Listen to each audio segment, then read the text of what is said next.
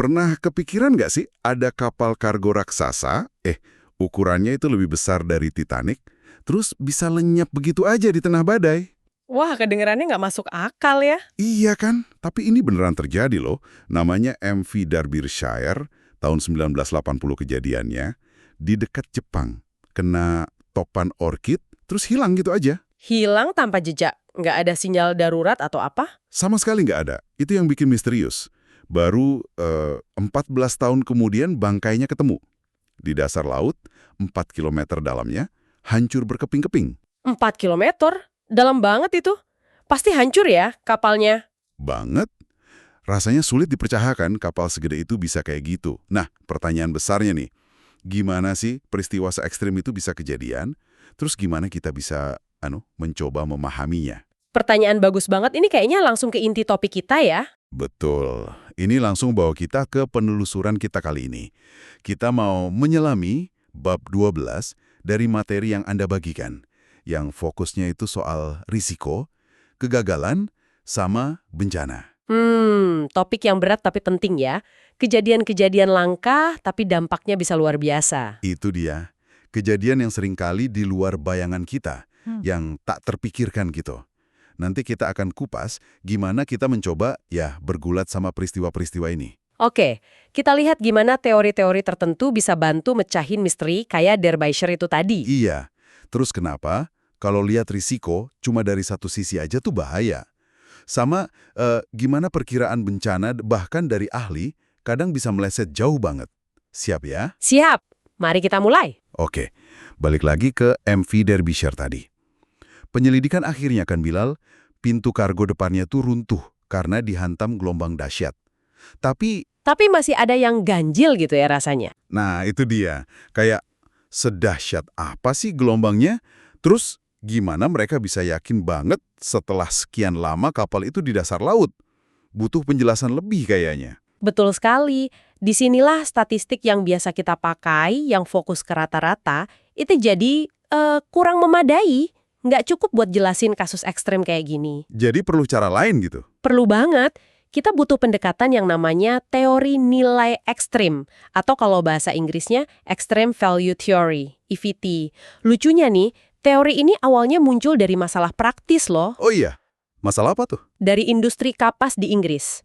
Mereka sadar kalau kekuatan seutas benang itu nggak ditentukan sama rata-rata kekuatan semua seratnya, Terus sama apa dong? sama serat yang paling lemah. Nah, EVT ini fokusnya ke situ, ke bagian ekor distribusi probabilitas, maksudnya kejadian-kejadian yang jarang banget terjadinya. Oke. Jadi fokus ke yang ekstrim bukan yang biasa-biasa aja. Tepat. Jadi, ahli statistik yang neliti Derbyshire ini nggak cuma lihat data tinggi gelombang rata-rata. Mereka pakai alat dari EVT, khususnya model yang namanya distribusi Pareto umum atau GPD. Model GPD ini bedanya apa? Model ini, secara matematis itu dirancang untuk siap sama yang nggak terduga. Jadi, dia ngasih ruang probabilitas buat kejadian ekstrim yang mungkin belum pernah kecatat sama sekali sebelumnya. Mereka pakai data gelombang historis, terus hasil tes model fisik kapalnya juga, nah baru dianalisis pakai GPD ini buat ngitung kemungkinan munculnya gelombang raksasa. Wah, canggih juga ya. Jadi EVT ini kayak kacamata khusus buat ngelihat kemungkinan kejadian yang super langka itu ya. Terus, kesimpulannya apa buat Derbyshire? Apakah cuma karena satu gelombang monster aja gitu? Analisisnya nunjukin skenario yang sedikit lebih rumit, tapi jadi lebih masuk akal. Kemungkinannya gini, kapalnya itu udah kena tekanan duluan, mungkin udah ada kerusakan kecil di struktur pintu kargonya pas awal badai. Oke, jadi udah ada bekal kerusakan gitu ya? Bisa dibilang gitu. Terus datanglah pukulan terakhirnya. Satu atau mungkin beberapa gelombang nakal, rogue wave kalau istilahnya, tingginya ini bisa jadi lebih dari 20 meter. 20 meter? Itu tinggi banget. Iya, jauh di atas batas desain kapal zaman itu. Nah, gelombang inilah yang akhirnya ngeruntuhin pintu kargo yang udah stres tadi. Begitu air laut masuk banyak ke palka depan, Wah, langsung ngebekep dong ya? betul, kapal langsung kehilangan daya apung drastis, terus nukik cepet banget. Proses tenggelamnya itu kemungkinan besar melibatkan implosion. Implosion?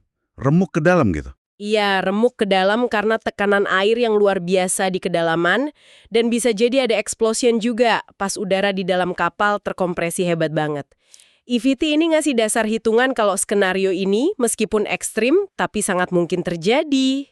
Keren banget sih. Gimana teori statistik bisa bantu pecahin misteri kayak gini? Ini benar-benar nunjukin ya, kalau mau paham bencana, kita nggak bisa cuma ngandelin data rata-rata atau pengalaman biasa. Setuju. Pengalaman normal aja nggak cukup. Tapi, bab ini kan juga bilang, kalau lihat risiko cuma dari sisi teknis aja, kayak ngitung probabilitas sama konsekuensi di analisis risiko kuantitatif atau KIARA itu juga belum lengkap ya. Tepat sekali. Kiara itu penting, tapi cuma satu lensa aja buat melihat risiko. Bab ini ngejelasin kalau ada cara pandang lain yang sama pentingnya, kadang malah lebih penting di dunia nyata. Apa aja tuh contohnya? Ada pendekatan ekonomi, gimana insentif sama biaya itu mempengaruhi orang ngambil keputusan beresiko. Terus ada pendekatan psikologis, ini soal gimana perasaan kita, bias-bias di otak kita, itu ngaruh ke cara kita nilai resiko. Oh, kayak faktor dread atau ngeri itu ya? Atau familiarity, kalau udah biasa jadi dianggap nggak bahaya. Nah, itu contohnya. Rasa ngeri bisa bikin kita takut berlebihan sama resiko kecil. Tapi kalau udah akrab, malah jadi meremehkan bahaya yang nyata. Terus ada lagi pendekatan budaya. Budaya gimana maksudnya? Nilai-nilai sama norma di masyarakat itu ngaruh banget ke apa yang dianggap resiko yang wajar atau enggak. Kita lihat jelas banget pas pandemi COVID-19 kemarin kan, beda-beda banget respons setiap negara. Terakhir, ada pendekatan sosiologis. Ini lihat resiko dalam konteks yang lebih luas. Struktur sosial, masalah keadilan, siapa sih yang paling kena dampaknya. Terus gimana ancaman global itu saling nyambung.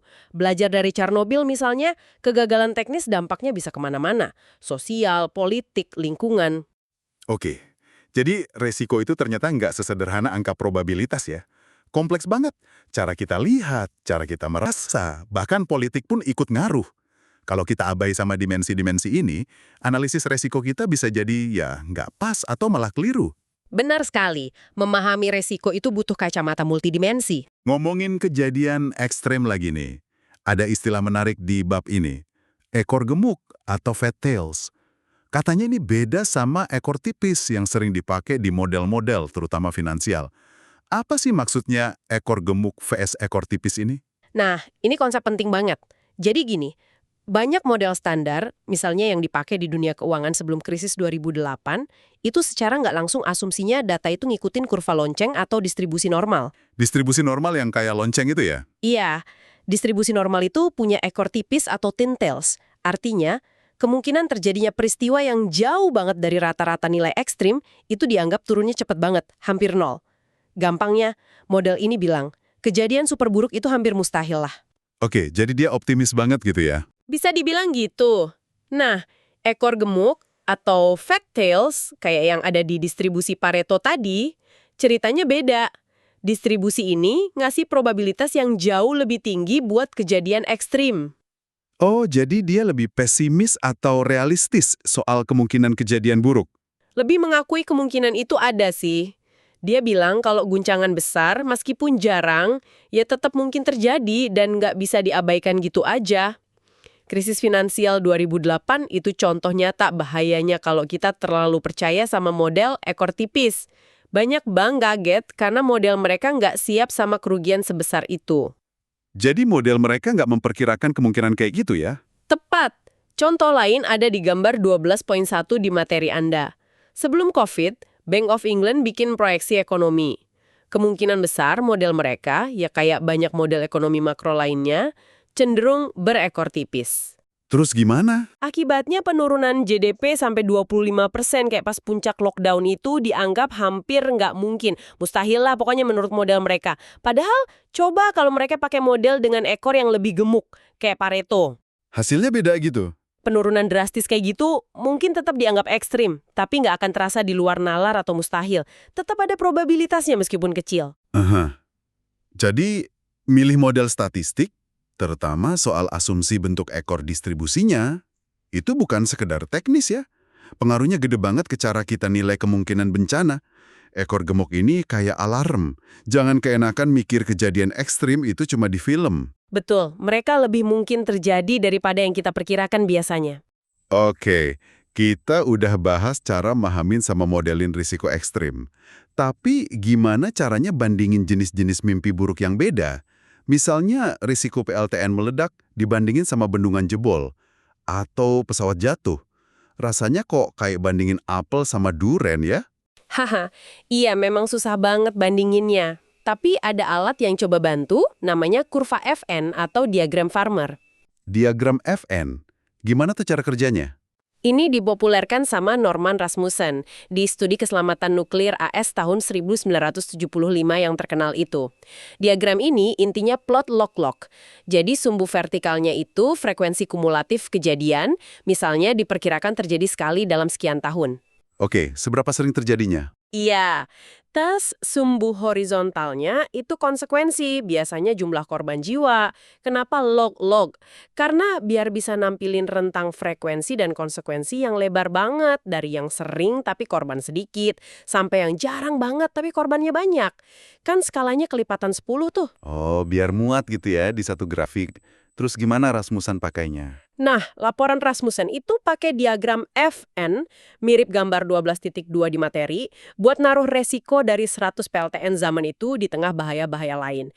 Hasil analisis mereka nunjukin kalau resiko kecelakaan nuklir yang katastrofik, misalnya korbannya lebih dari 1.000 jiwa, itu frekuensinya dianggap rendah banget. Seberapa rendah? Sekitar 1:1.000.000 per tahun per reaktor, kira-kira segitu. Nah, kalau dibandingin sama resiko lain waktu itu, kayak bendungan gede jebol atau pesawat jatuh dengan korban sama banyaknya, resiko nuklir ini dinilai jauh lebih kecil kemungkinannya.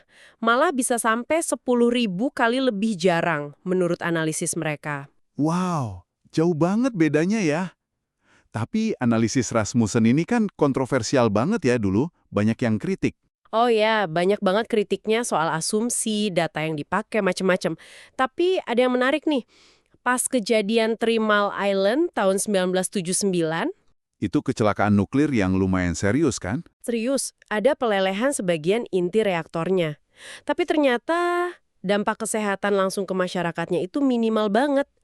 Nah, ini tuh sejalan sama salah satu skenario yang diprediksi laporan Rasmussen sebagai kejadian yang lebih mungkin terjadi, frekuensinya lebih tinggi, dibanding skenario kiamat nuklir yang frekuensinya rendah banget itu. Jadi meskipun nggak sempurna, alat kayak kurva FN ini ada gunanya juga ya buat ngasih perspektif. Bisa dibilang gitu. Ini usaha sistematis buat bandingin risiko-risiko yang skalanya beda jauh. Dia maksa kita mikir kuantitatif soal frekuensi dan konsekuensi. Tapi ya itu tadi, kita harus selalu ingat ada asumsi besar dan ketidakpastian di baliknya. Ini lebih soal lihat risiko secara relatif, bukan dapetin angka pasti. Oke, selain bandingin, pemerintah kan juga coba bikin rencana mitigasi ya. Di Inggris ada National Risk Register. Nah, materi ini nyebut konsep kunci yang mereka pakai. Reasonable Worst Case Scenario, RWCS. Skenario kasus terburuk yang masuk akal. Kedengarannya penting nih, tapi masuk akal di sini maksudnya gimana ya? RWCS itu bukan skenario paling buruk yang mungkin banget terjadi. Soalnya itu bisa nggak ada batasnya. Definisinya lebih ke manifestasi terburuk dari suatu risiko yang dianggap paling masuk akal buat dijadiin dasar perencanaan. Maksudnya gimana tuh? Paling masuk akal, ada angkanya. Biasanya sih ini ngacu ke skenario di mana masih ada kemungkinan sekitar 10-20% kejadian nyatanya bisa lebih parah lagi. Jadi kayak kita siap-siap buat kejadian di tingkat keparahan persentil ke-80 atau 90 gitu. Tujuannya biar perencanaannya cukup antisipatif, tapi nggak lumpuh juga mikirin kemungkinan yang kecil banget, tapi ngeli banget. Tapi kayaknya ada jebakannya juga ya di sini. Materi ini ngasih contoh yang lumayan bikin mikir. Pas COVID, kan modeler sering dikritik terlalu pesimis, padahal mungkin mereka cuma jalanin RWCS sesuai permintaan. Betul, itu dilemanya. Terus ada contoh yang lebih parah lagi. Flu babi 2009. RWCS resmi di Inggris itu prediksinya sampai 65.000 kematian. Kenyataannya cuma sekitar 460. Jauh banget kan bedanya. Ini bikin konsep RWCS jadi agak gimana gitu ya. Anda nunjukin masalah utamanya. Kalau terlalu fokus ke satu angka RWCS aja, itu bisa menyesatkan banget. Kenapa? Karena kita jadi ngabaikan rentang ketidakpastian yang bisa jadi lebar banget.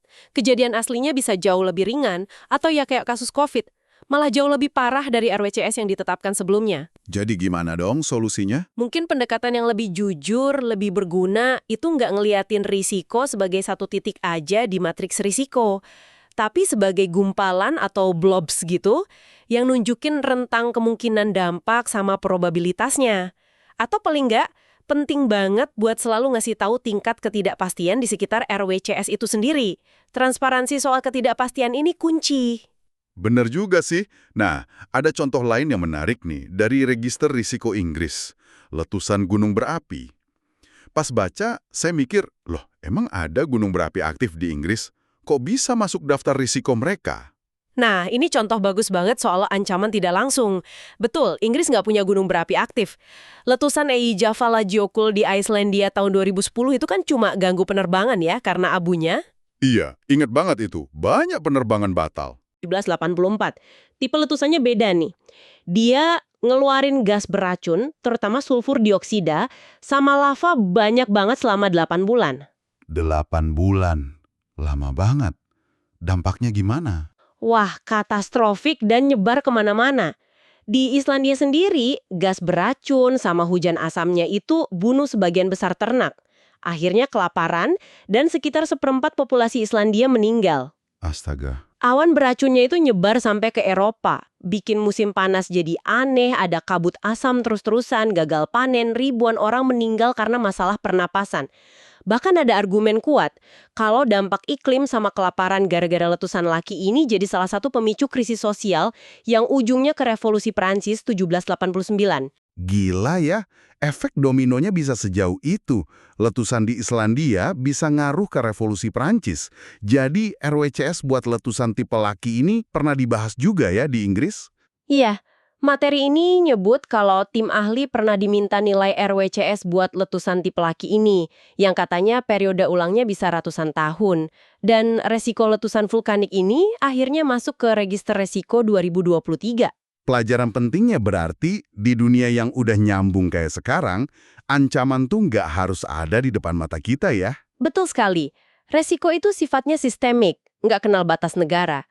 Ancaman nggak langsung, konsekuensi sekunder, tersier, itu semua perlu masuk radar kita pas mikirin skenario masa depan, apalagi yang ekstrim.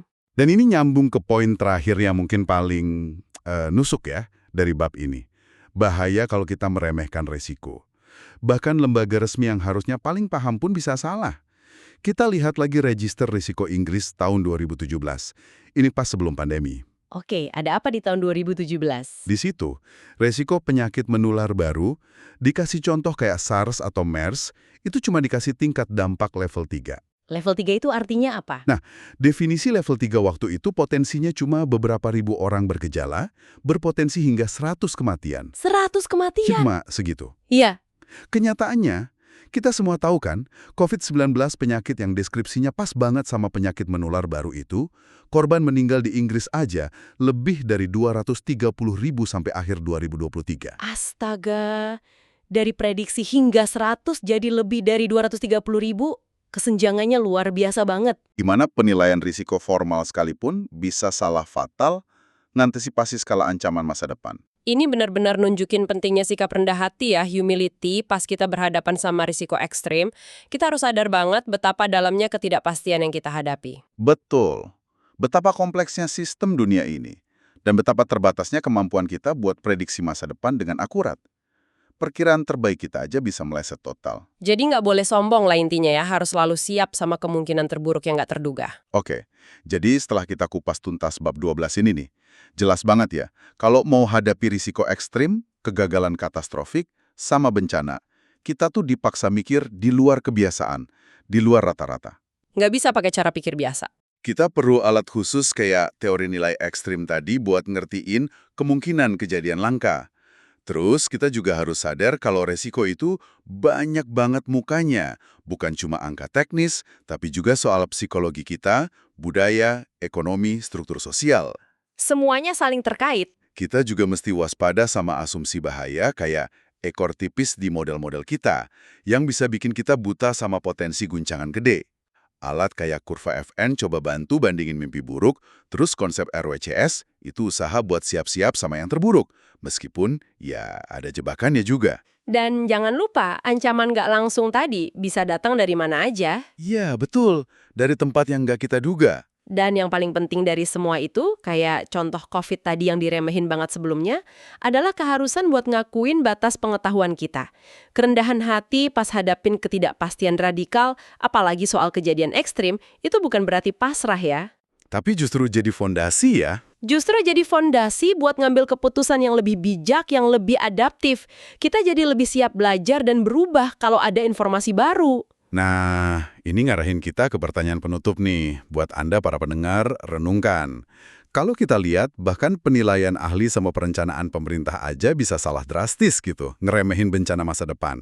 Terus gimana sebaiknya Anda secara pribadi siap-siap ngadepin sesuatu yang bener-bener nggak terduga? Pertanyaan bagus tuh. Apakah kuncinya itu bikin rencana detail buat tiap kemungkinan bencana? Misalnya, siapin tas siaga gempa, rencana evakuasi banjir, cadangan makanan buat pandemi berikutnya, proteksi serangan siber, dan seterusnya. Atau ada cara lain? Atau, apakah persiapan yang lebih efektif itu justru fokus ke membangun ketahanan diri atau resilience secara umum? Kayak kelenturan berpikir, kemampuan adaptasi cepat, punya jaringan sosial yang kuat buat saling bantu, jaga kesehatan mental dan fisik, biar kita lebih siap ngadepin guncangan apapun yang mungkin datang, termasuk yang belum pernah kita bayangin sebelumnya. Menarik. Jadi fokus ke kapasitas diri buat bangkit lagi ya? Nah, itu dia. Sesuatu buat Anda pikirkan lebih lanjut. Mana yang lebih penting, rencana spesifik atau ketahanan umum? Atau mungkin keduanya? Silakan direnungkan.